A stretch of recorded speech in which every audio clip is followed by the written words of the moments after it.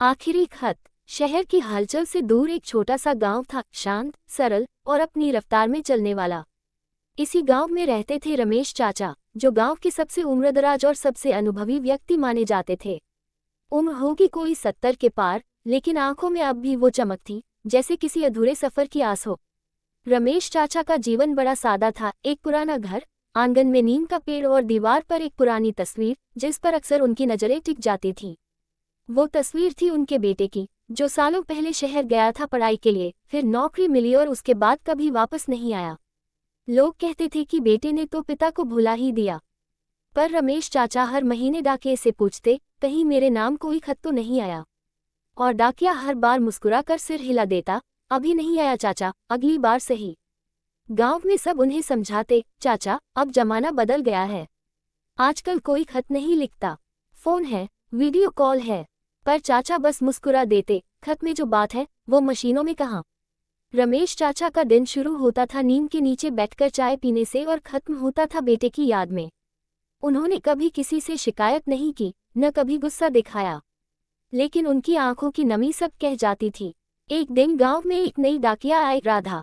शहर से ट्रांसफर हुआ था उसका। वह रमेश चाचा को देखकर मुस्कुराए और बोली, चाचा आपके लिए एक खत आया है।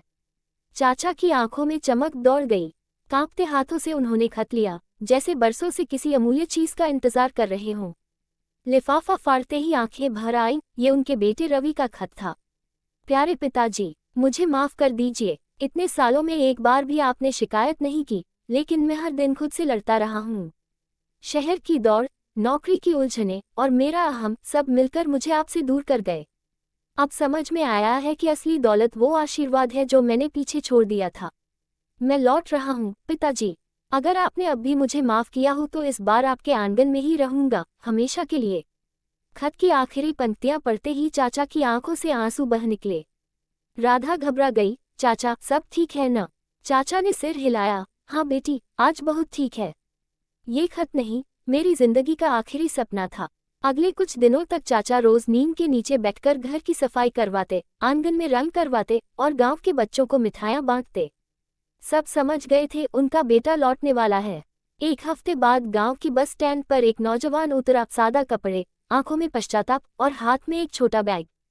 ये रवि था। रवि ने जैसे ही घर का दरवाजा खटखटाया, चाचा दरवाजे पर खड़े थे, जैसे उन्हें पता था वो आने वाला है।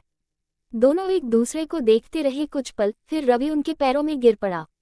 माफ कर दो पिताजी। रमेश चाचा ने उसे उठाया और गले से लगा लिया। बहुत देर कर दी बेटा, पर तू आया, यही काफी है। गांव में उस दिन त्योहार सा माहौल था। लोग आते, बधाइयां देते और रमेश चाचा की आंखों में चमक देखकर मुस्कुराते। उस रात रवि ने चाचा के पास बैठकर पूछा, पिताजी इतने सालों तक आपने मेरा इंतजार कैसे किया? चाचा मुस्कुराए, बेटा जब किसी अपने से मोहब्बत हो तो इंतजार भी इबादत बन जाता है। रवि,